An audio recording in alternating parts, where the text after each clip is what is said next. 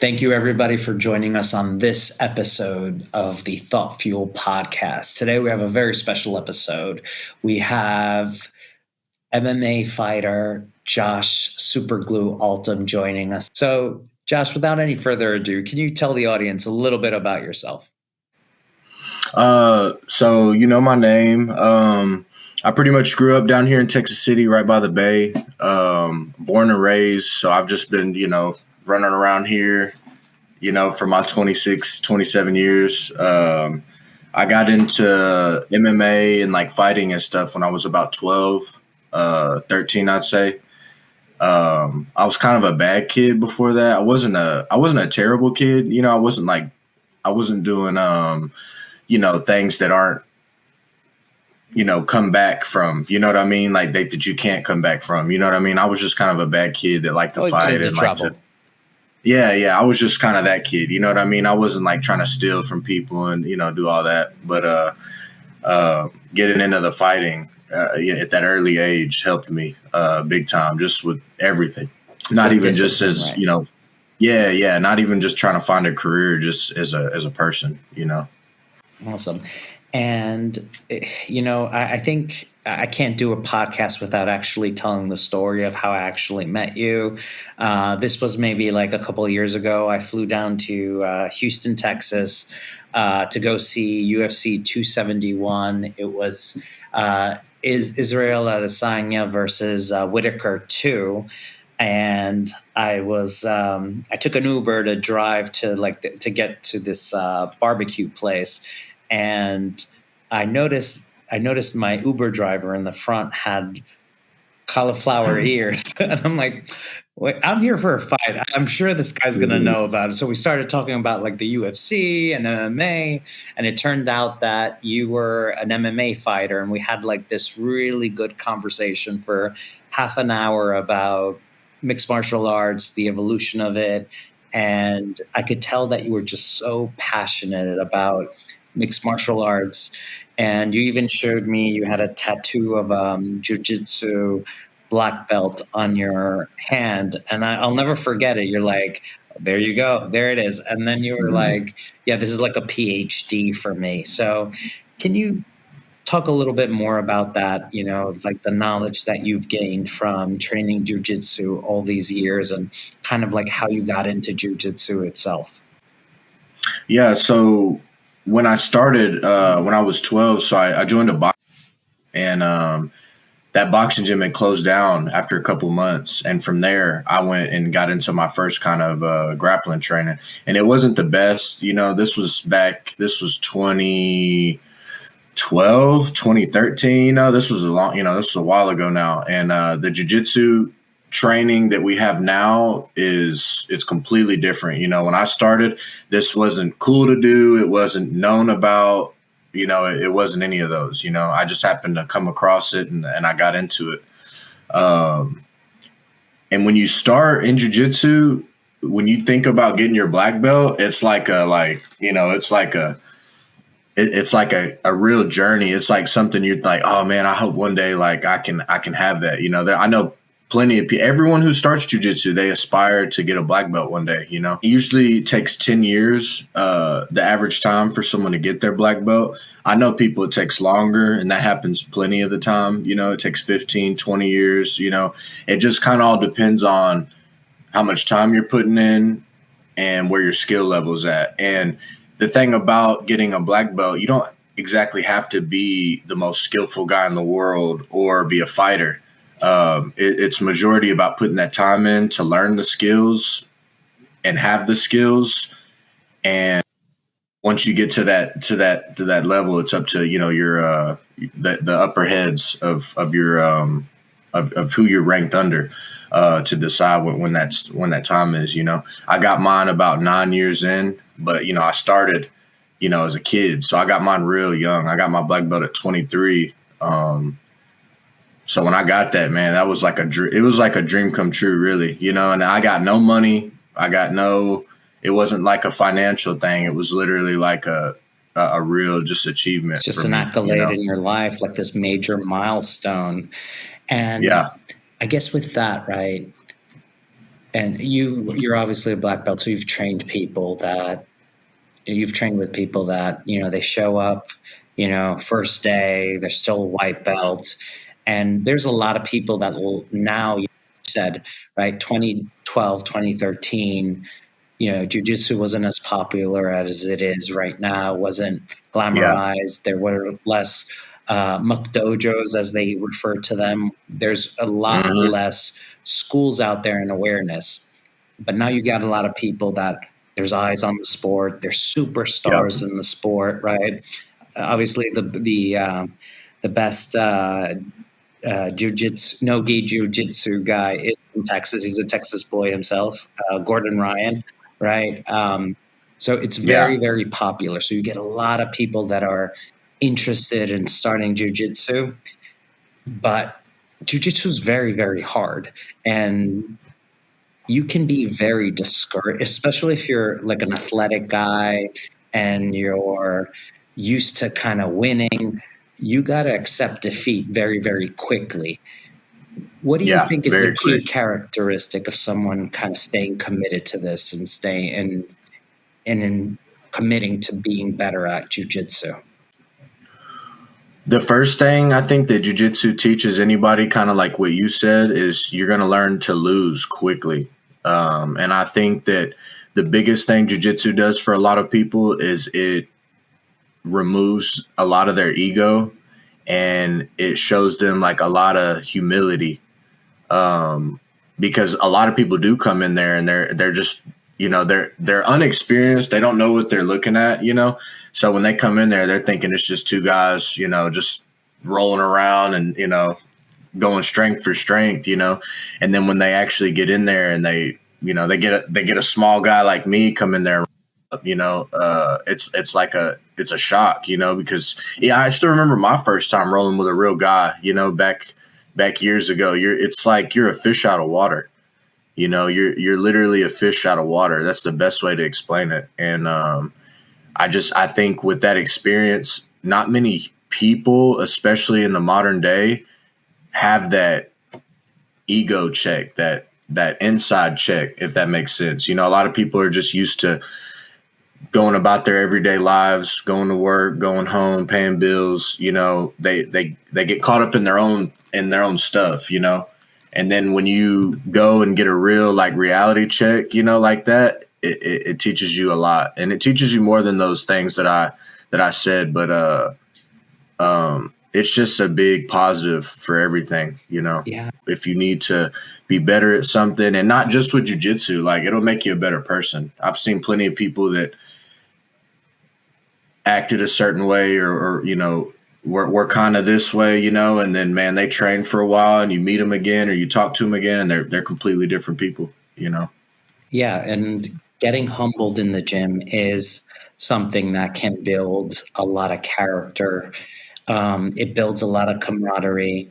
I'm in human resources and we talk about DEI a lot, right? But if you want to see DEI, man, you go walk into jiu-jitsu gym, you're going to have a doctor grappling with a plumber. You're going to have black, white, Asian, all different types of people, and they're all kind of there just trying to improve. And it's just really beautiful thing. And I do recommend if you're listening to this and you've never trained in jiu-jitsu or any other type of martial art, do it. Don't think about it.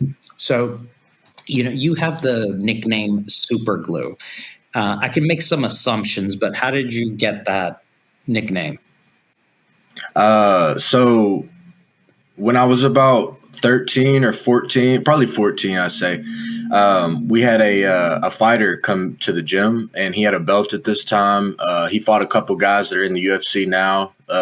So he was a legit guy, and we rolled, and what rolling means is like just grappling, like we're wrestling, you know what I mean? We're going for submissions, we're going for takedowns. So he did his training, and then right after I asked if I could roll with him, and I got to his back for probably about 6.5 minutes, I'd say, a long time. And he just couldn't get me off. And we just ended the round like that because it's just he couldn't get me off and I couldn't choke him,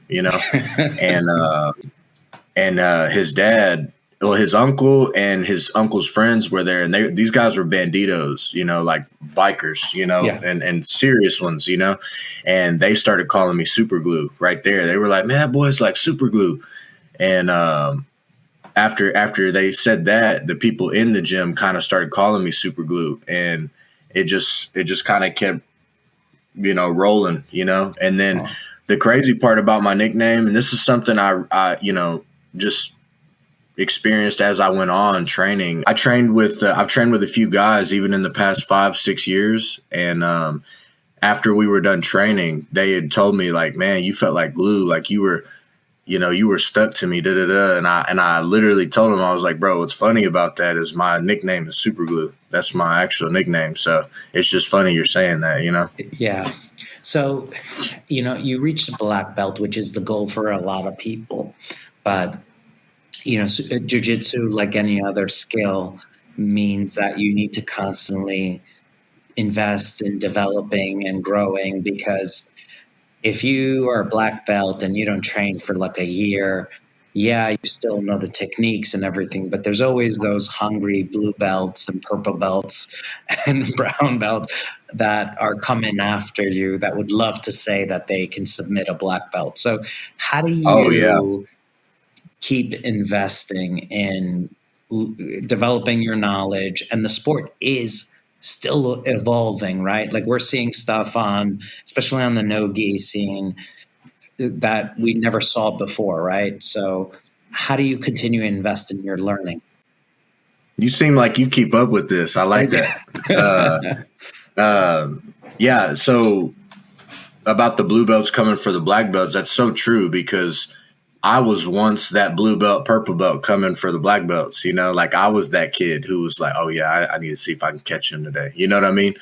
And honestly, in my own journey, I've been, so I haven't been doing as much jiu-jitsu training as I would want to. I'm actually joining a new gym soon, just a jiu-jitsu gym, just to mix my training up. And I'm training with this world champion down here in jiu-jitsu. And I think that's another way for me to, like you were talking about, to open my game up, to learn new things, to drill. I think that especially when you get to a black belt level, I don't even think it's about just technique anymore. It's about adjusting in those moments, in those scrambles, and it's about concepts, because you can teach anybody how to do an arm bar, how to do a triangle, but someone knowing how to use their weight on top of you, somebody knowing where to put their head, like I could be completely pinning you and you go for a roll and I use my head as a post against the mat, so that I don't go over, it's just small details and different like philosophies almost when you get to a certain level. I feel like of course the same techniques are involved, but the way they talk about like boxers, like Roy Jones Jr., he would break the laws of technique, like he wouldn't throw jabs the same way that you're taught, and I kind of think that plays very similarly into, once you get to a high level of your game, you need to adjust, and you need to, it needs to be more than just technique, if that makes sense. No, it does. It does. And I want to not just talk about like the piece of this, but also the mindset piece. How do you persevere, right? And this is whether you're in competition or you're just training, but more so maybe when you're in competition, when you're in trouble and somebody maybe outweighs you or is doing everything right to keep you down. And you also need to, especially if you're in competition, it's not just jiu-jitsu, it's MMA. So you have to protect your face, you have to protect your ear, you have to protect yourself on top of just a submission. And everything you do is like a chess piece. It's like chess, right? It's like you move your arm, you're exposing a different side of yourself. So how do you manage that mental piece of not knowing what to defend and being in trouble in those scrambles that One wrong move, you could either be submitted or knocked out. It comes from the gym, it comes from putting yourself in a lot of bad positions. I think importantly, training with guys who are at your level or better, so that people can attack you. One of the flaws that I have in my game or my location is it's just really not many people down where I'm at that can compete with me on a 100% level when it comes to like jiu-jitsu and MMA. And it's just because of the area I'm in, it's just not big, it's not big like it is other places, and I go to, I travel to North Houston, to my, gym, War Training.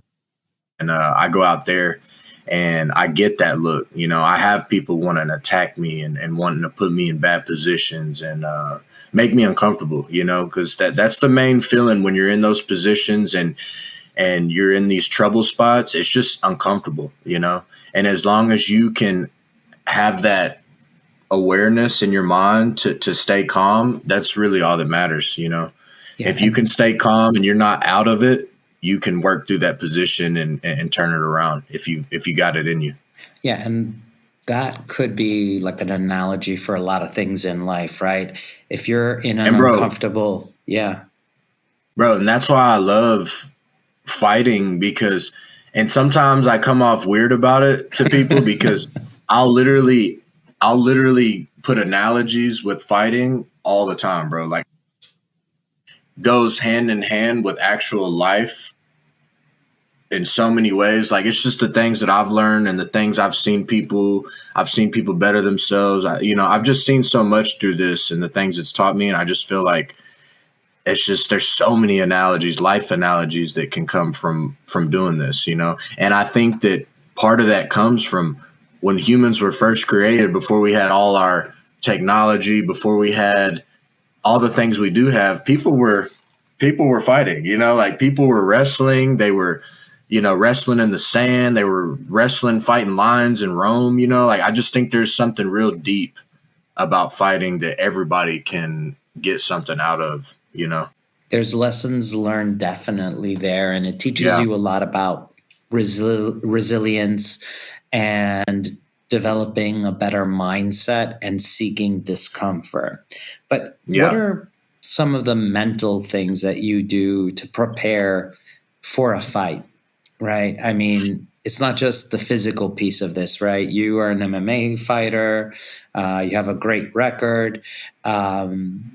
What do you do outside of the typical, all right, I'm going to train and I'm going to be prepared from a technical perspective. I'm going to be athletic.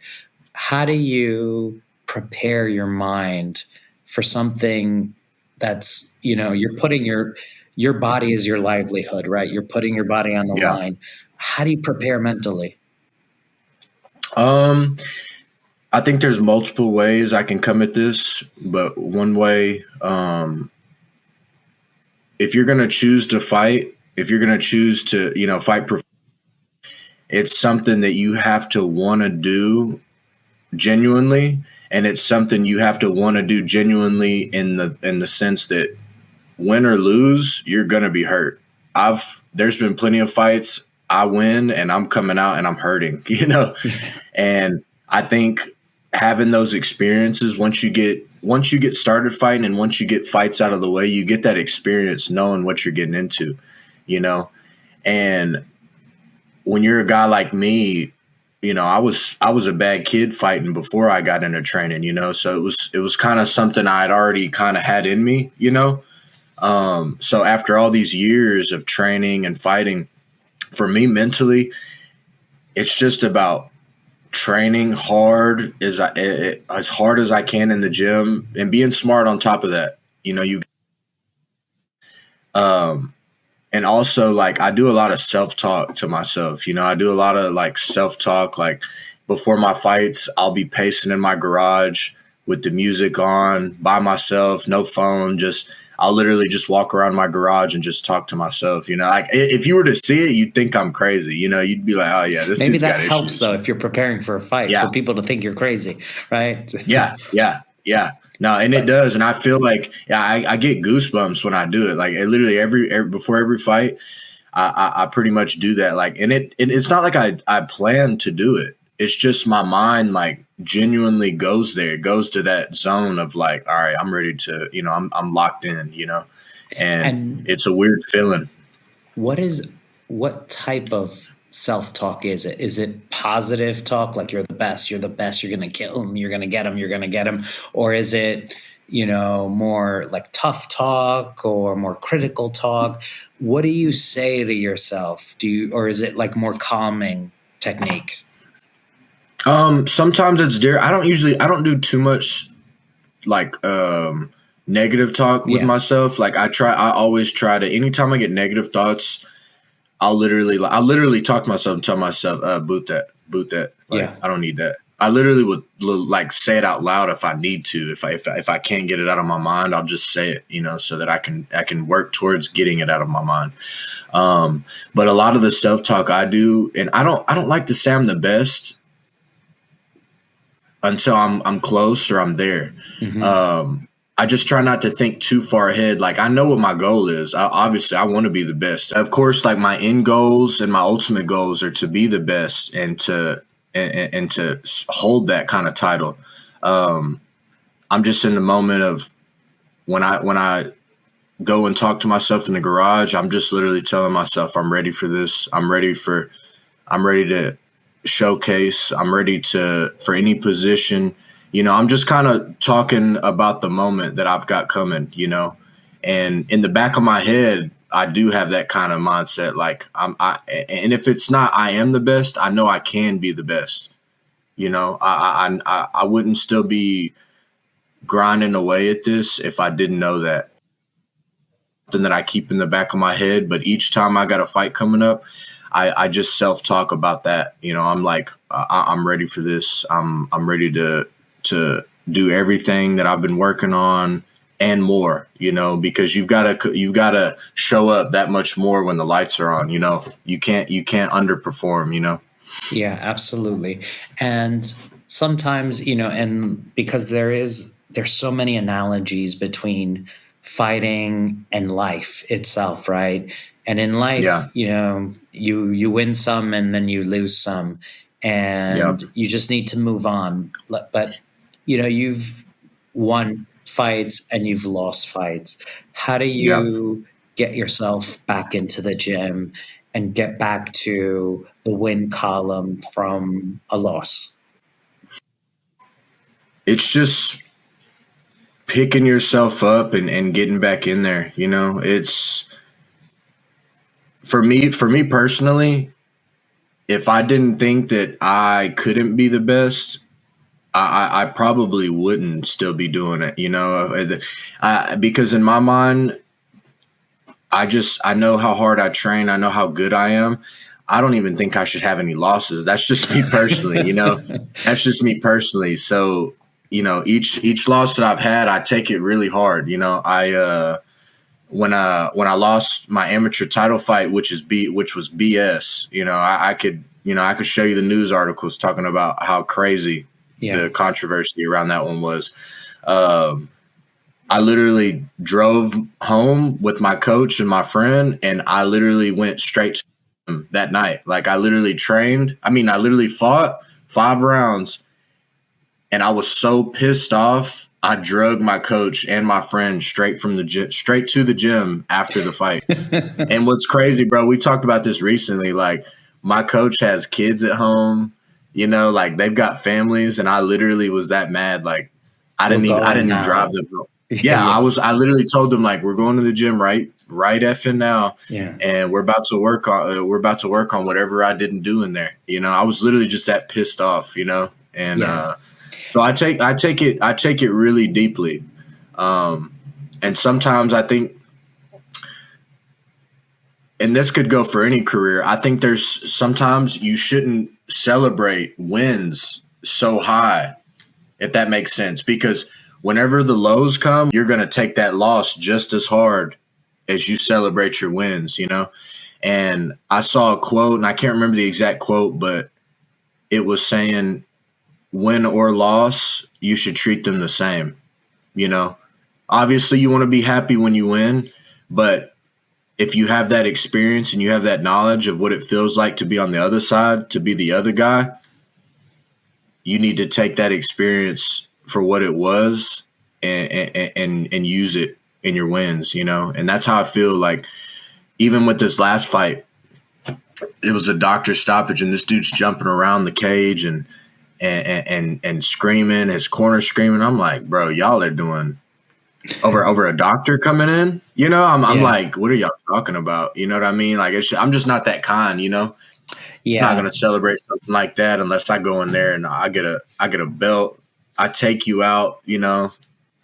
Yeah, and you know, it's very interesting you say that, because you can take like a lot of examples, not just from fighting, like from the fight game from MMA, right? Like some of the best in their in their like sports, right? Like George St. Pierre, Michael Jordan, Tom Brady, all these people, you know, despite all their accolades, they experienced losses. They didn't win every time they went in there.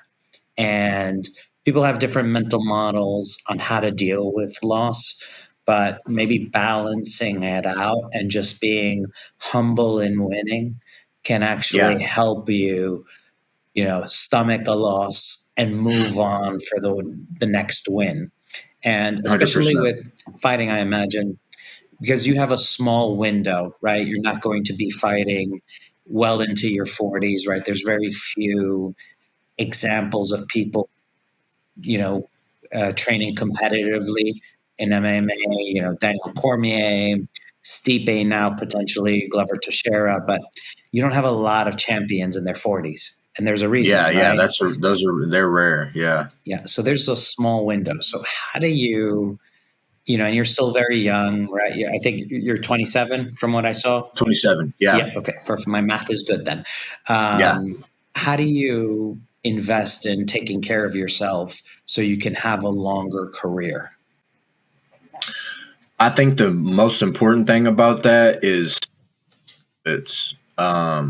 I think that there's a lot of fighters who I mean, not even fighters, man. It's just people in general, you know, with just diet now. You know, it's easy to eat terribly. You know what I mean? It's just too easy to eat, you know. And I think the main thing is dieting, you know, and not dieting hardcore, but just eating real food, you know. And one thing that I've heard plenty of people, you know, you'll hear everyone talk about, like work hard, you know, you got to work it's hard and then you got to work harder, you know, and I don't think it's always about that. I know plenty of guys who've worked so hard in the gym, you know, just to go out there and get embarrassed in the cage or something like that, you know. I don't think it's always about working just as hard as you physically can, you know. I think it's about working extremely hard and then you're using your mind with the work you're doing, you know. You're being smart about your body. I think a lot of guys look into working hard and training hard, and then they're not doing anything for recovery. They're not trying to use the ice bath methods. They're not trying to get massages if they need in camp. They're not resting like they need to. And a lot of guys, which sucks too, is they have jobs during the day. So guys are going to work during the day, and then they're training at night, going to sleep, waking up, doing that again. It's just a lot on your body. Families, girlfriends. There's always something, and they're taking away from maybe a long-term career just because they're stealing from somewhere. Yeah, exactly. So, Josh, is there someone that inspired you to kind of make this into a career? Is there like a book out there that you can recommend to our listeners that would be inspirational for them? This book right here. This book, and this is probably cliche at this point, but this book, The Art of War by Sun Tzu. Yeah. Yeah, it's probably cliche at this point, but literally, like, I take that book, and I stopped doing it the past few fights, but I literally will take that book and read it like before my fights. I'll read it in the locker room, and I just like the mindset that the guy was in, you know, ready for talking war, about. right? Yeah, I just like the way that he talks about everything in there. But yeah, making it a career, I think for me, once I started getting decent in the gym, I knew like, okay, I wanna fight. I wanna do this. I want to actually do this. And then, um, when I was a kid training, all the guys that were coming up in the game were Aldo, McGregor. I watched McGregor's full come up. You just watched Israel's fight when he fought Rob. I watched Israel's full come up. I literally, I got to watch these guys, and and me and Izzy actually like communicated a bunch before he was famous, and seeing guys like that. Seeing their journey, and I could talk about plenty of people, man. I got a friend that just fought on the UFC last week, and he fought on the co-main event, and I just watching him in there, I'm like, bro, I literally remember these guys, like I remember these guys when I was a kid, and they were up and getting their thing going, You gotta just pay your I dues. think a lot of I think a lot of me trying to make this a career came from just the people I was seeing and watching around me, Yeah. And you are a product of your surroundings. So if you're surrounded by amazing talent, it's going to rub off and it's just going to motivate you to be better. So, Josh, if people want to find you, where can they? I'm pretty easy to find because of my nickname. I love it. You just look up SuperGlue Altum, Altum, and you can find me anywhere. You look it up on Facebook, Instagram, YouTube, Twitter. I come up everywhere because I think the nickname's just it's just so different. I've never. I mean, that's how I remembered it myself, and I can confirm he does respond to his own messages. So just out of experience. So thank you so much for joining us today. This was a great conversation and dialogue about mindset and jujitsu and preparing for fights and being resilient and having a long-term career. Thank you, everybody, for joining us. Please, if you enjoyed this episode, please like, comment, subscribe, share to your friends. And if you have any feedback, please email us at info@thethoughtfuelpod.com. Thank you.